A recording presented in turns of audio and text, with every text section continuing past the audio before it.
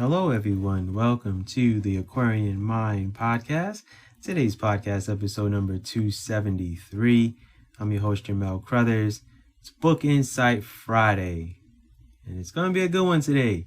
We're talking about the journey of me writing Alphabet City 7. Yeah, this year is flying by really fast. Jeez, I'm up to my 7th book already this year. I mean, I'm publishing 12, but, didn't think this year would fly by so fast. All right, so today, as you're listening to it, you are 5 days away from this book being released. If you guys don't know by now, my book is each book that I am publishing this year every month will be published on the 26th of the month. So the journey of writing Alphabet City 7 was interesting. The main character is Tiffany, and she is a juice shop owner. Yeah, I had to make sure I slowed down on that and pronunciated because trying to say that really fast would have been very funny and tongue-twisting. But anyway, Tiffany deals with the struggles of being a business owner with a healthy store for people to indulge in healthy life choices, but she's dealing with the fast food chains as her competition. And I knew that was going to be the crucial part of this story. Now, I knew that I had to write some elements to her reasoning behind opening up a juice shop. So I not only, created a story where she does open her shop, but I needed to create a backstory to this. And it couldn't be like just because there were no other healthy spots to get a juice or a shake, because guess what? That's too easy and generic to write about. So I spent time thinking about what other elements I can add to this story. And when I thought about it, I said to myself, since juicing is a healthy part of her life journey, let's incorporate her working as a nurse in the emergency room of Alphabet City. And day after day, she sees people coming in with health issues, heart disease, and people having heart attacks, etc. And that was the perfect part of the story, and why she would work toward opening up a juice shop. Now, the majority of my books start with a bang, and this book really didn't have it early on. The first few chapters, and as I'm writing it, I liked it, but I didn't love it. And there was no pack to the punch, and I had to create that. So I decided that Tiffany's father had to die of a massive heart attack, and his choices in the food that he ate was the reason why. And that was another component that was contributing to Tiffany opening up a juice shop in Alphabet City. And there was a need to find purpose in Tiffany's story, and that's what I wanted to bring out in these characters throughout this whole book series. And purpose is the goal, whether it's good or bad. And I know that it's necessary to have that in every story that I wrote with Alphabet City. And you'll learn of Tiffany's story, and hopefully by the end of the book, you'll appreciate the journey she's on and why there needs to be a focus on changing how certain neighborhoods in America need to change in regards to fast food chains, liquor stores, and every other thing that you can think of. Now, for those who are listening to this podcast, I don't know, who you guys are exactly or where you're from or things of that nature. But if you know about the inner cities of America and what goes on, right? So, if you don't know, I'm going to break this down to you because it's going to better explain why I went down this road of writing a story of this magnitude. The majority of inner cities in America, whether you're, in the South Bronx of, New York City or Brownsville, Brooklyn, New York City, east side of Harlem in New York City, like these are neighborhoods that I'm very familiar about, and these are not the best neighborhoods in New York City, right? Southside Jamaica, Queens, spent a lot of time in that area. And let's just leave it at that, right? If you walk through those neighborhoods, you are going to see bodegas, and those are, pretty much small grocery stores where you can go get chips and juice and, any toiletries, things of that nature, right? Let's just say not the most healthy choices going into a bodega, right? And those are on pretty much every corner you can think of, right? Then you have McDonald's, Burger King, Kentucky Fried Chicken, which is kind of faded off because now, you have Popeyes, right?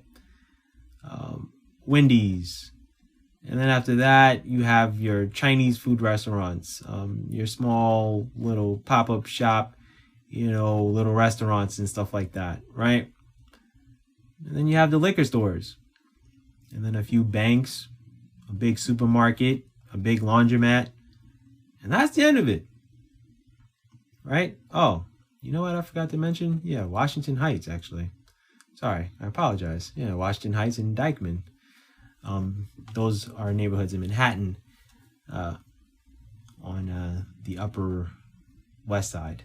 But anyway, I spent a lot of time in those areas too. But anyway, when you look at the inner cities of America and those food choices, what do you think is going to happen, right? You're going to have a lot of people getting sick, a lot of people having heart problems, a lot of obesity, and, all that genetically modified food that you're eating is not helping your cause, right? So what happens is as, these people eat all these bad food options, fried chicken and all that soul food, as people love to call it, you get older and it catches up to you. High blood pressure, diabetes, heart disease, kidney failure, you name it, it happens, right? And then you end up having to have heart surgery, and now you have heart disease for the rest of your life. And now you've got to play catch up with what you have not been doing with your body your whole life, which was eating the right fruits and juicing and exercising and things of that nature. Because all that is pumped out to you in the media. And if you're living in a neighborhood like that, that's all you see and it's all you know. Until you step outside of your neighborhood and you go to different places and you start to see that there are pretty decent restaurants with reasonable food, and it may cost more, but it's healthier. And it's better for you to, buy good food at the supermarket and cook it at home. But that's the whole basis of Alphabet City 7. And if you read Alphabet City 1, LJ breaks down the neighborhood and what it's like. And I'm basically breaking down and explaining a lot of inner cities, not just in New York City, but all across this country. Certain parts of Memphis, certain parts of Atlanta, certain parts of Miami, especially in Los Angeles, and plenty of other cities, right? What I want you guys to know is, every book that I write has a purpose and a reason. And I needed to write this story, and it's the shortest book in the series, but I feel like it packs a little bit of a punch and it has substance to it. And I hope you guys understand and know that when I write these stories, it's about opening your eyes to what's going on, and it's about really having people invest into these neighborhoods and bettering the food choices and bettering the options that are there. You don't need a McDonald's every 10 blocks. You don't need a Wendy's every 15 blocks. And yeah, you can throw a Starbucks in there, but guess what? That's not the best option either. I mean, can you really say that coffee is that beneficial to people? It's really not. It's getting the right rest. and drinking water and drinking juices and hydrating yourself and taking the right vitamins and eating the right foods that will replace those vitamins that you are taking. So, I loved writing this story because I know that more stories like this need to be told.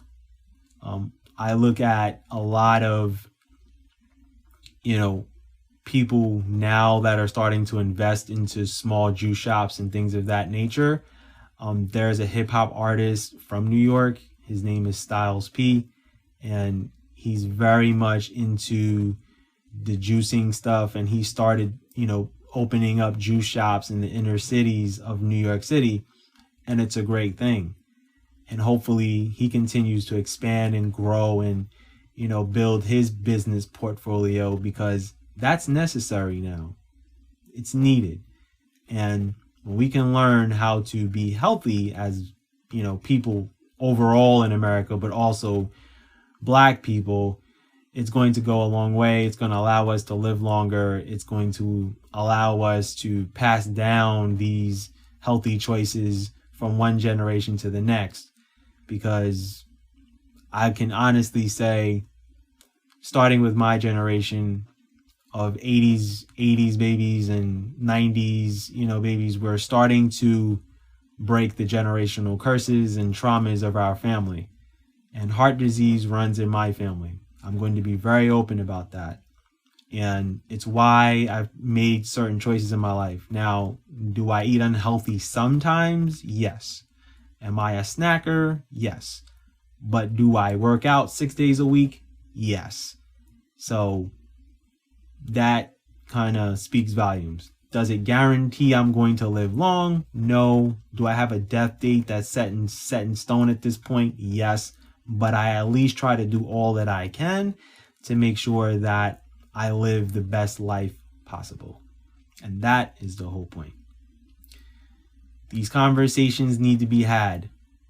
And me talking about it on a podcast platform like this, about why I went into this journey of writing a book like this, hopefully will open doors to what's coming. Don't worry, I didn't give this book away. Trust me, there's a lot of other little things that you will learn. All right, guys, that's my podcast for today. Thank you guys for listening. As always, I appreciate all the listens. Share it with everybody. Post it on your social media. Do all the lovely things that you can. I'm trying to grow my podcast slowly and graciously, and trying to give you guys as much great content as I can. So have a good weekend, everyone. Be good, everyone, and go accomplish your goals.